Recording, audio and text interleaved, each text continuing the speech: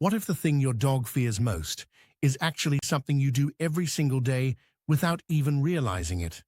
Most owners think trust is just built through love and treats, but that's only scratching the surface. In this video, we're revealing the 10 worst habits that silently damage the bond between you and your dog. And number 2 will surely make your stomach drop. But before we begin, please like and subscribe to help spread this important message. Now, let's get into it. Number 10. Raising your voice. Constantly. Here's something most dog owners don't realize about trust. Your dog isn't wired to understand anger the way another human would. When you yell, your dog doesn't think, "I did something wrong." They think, "Something dangerous is happening right now." That fear response actually shuts down their ability to learn anything at all. So all that yelling isn't teaching them a lesson. It's just teaching them to be scared of you. And a scared dog isn't a well-behaved dog. It's just a dog that's waiting for the next storm to hit. Try this instead. Lower your voice, slow your words, and watch how much faster your dog actually responds. The quieter and calmer you get, the more power your words carry. Number 9. Forced greetings and hugs. You know that moment when a stranger bends down and shoves their face right into your dog's face. Yeah, your dog hates that. According to a 2018 study published in the journal Animal Cognition, dogs show measurable stress signals during unwanted physical contact, including lip licking, yawning, and turning their head away. Those aren't random quirks. Those are your dog screaming, "Please stop," in the only language they have. When you ignore those signals or let strangers ignore them, you're sending a clear message: your feelings don't matter here. Over time, that message destroys the sense of safety your dog needs to fully trust you. Next time someone asks to pet your dog, watch your dog's body first. If they lean in, great. If they lean away, that's your cue to step in and protect them. Number 8. Ignoring their warning signals. A growl isn't aggression, it's a conversation. Research from the University of Lincoln found that dogs use a complex system of body language and vocalizations to communicate emotional states, and growling is one of their clearest distress signals. When you scold a dog for growling, you don't remove the discomfort, you just remove the warning. That's genuinely dangerous. What you're left with is a dog that skips the warning and goes straight to biting, with no signs you could see coming. Think of the growl as your dog saying, "I'm not okay right now." Your job is to listen, not to silence them. The real fix is to figure out what's causing the discomfort and deal with that, not the symptom. Number 7. Inconsistent rules. Imagine your boss told you that wearing jeans to work was totally fine and then wrote you up for it the next week. You'd lose your mind, right? That's exactly how your dog feels when rules keep changing. One day they're allowed on the couch, the next day you're pushing them off and pointing at the floor. Dogs don't understand. "It depends on my mood." They understand patterns. When the pattern keeps breaking, your dog stops trying to figure out what's right and just lives in a constant state of low-level anxiety. That anxiety is quietly chipping away at their trust in you every single day.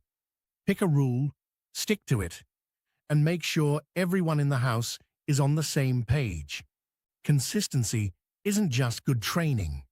It's one of the kindest things you can do for your dog's mental health. Number 6. Punishing them after the fact.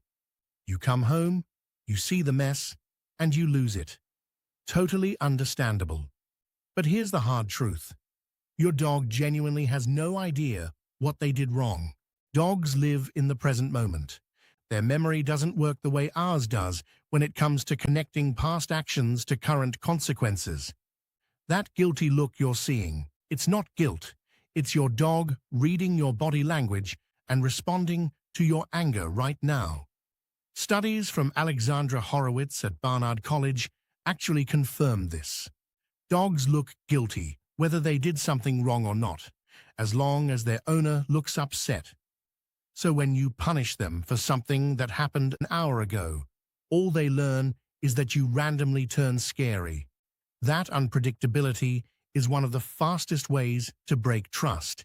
If you didn't catch them in the act, take a breath, clean it up, and let it go. Number 5, skipping their walk repeatedly.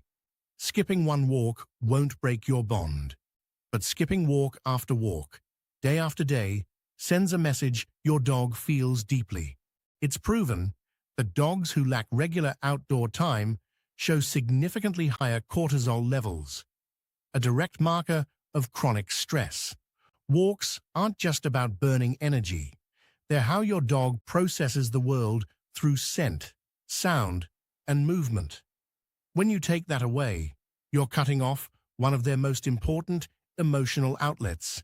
Your dog also builds expectations around your routine. When you keep breaking those expectations, their sense of security in you quietly starts to crack. Even a short 10-minute walk counts, and it tells your dog that you show up for them. Number 4, teasing for a reaction, faking a throw, dangling a treat just out of reach, pretending to take their toy, and then laughing at their frustration. Sounds harmless, doesn't it? But from your dog's perspective, you're the one thing in the world they're supposed to be able to rely on.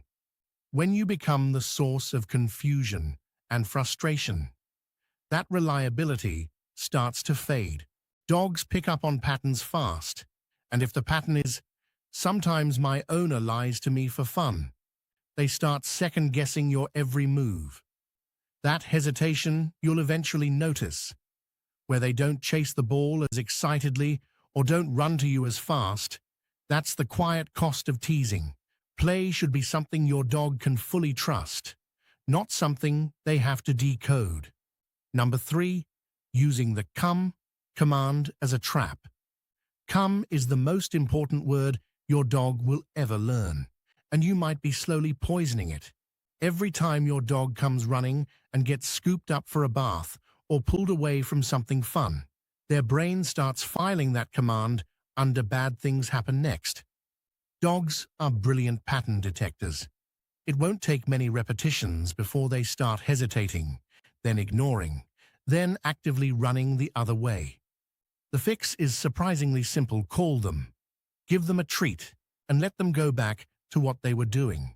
Do that enough, and come becomes the best word they've ever heard, instead of the scariest one. Number 2, exposing them to traumatic experiences repeatedly. Throwing a fearful dog into a loud crowd and hoping they get used to it isn't brave training. It's the opposite of what the science says. A 2017 study in the journal Frontiers in Veterinary Science found that dogs exposed to repeated fear-inducing situations without a safe exit showed long-term increases in anxiety and stress-related behaviors. Your dog doesn't learn that the thing is safe. They just learn that you won't protect them from it. That realization hits deeper than you think. You are supposed to be their safe place, their anchor in a scary world. The moment they stop believing that, something in the relationship breaks. Real desensitization is slow, controlled, and always done on the dog's terms, not yours. Number 1, being the source of both pain and comfort. This one sits at the very top for a reason. Physical punishment doesn't just hurt your dog in the moment. It rewires how they see you entirely. You become something deeply confusing, the one they love and the one they fear, wrapped into the same person. That conflict creates a kind of psychological damage that doesn't just fade with time.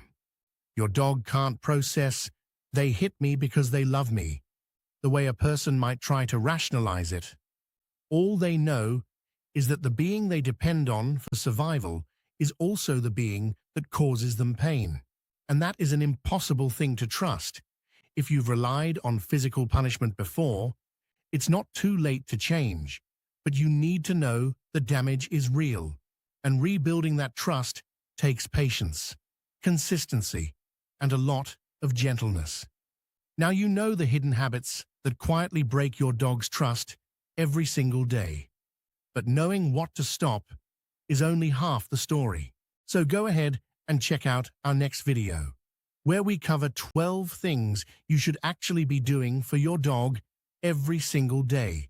Miss this one, and you might be living with a dog who tolerates you, instead of one who truly feels safe with you.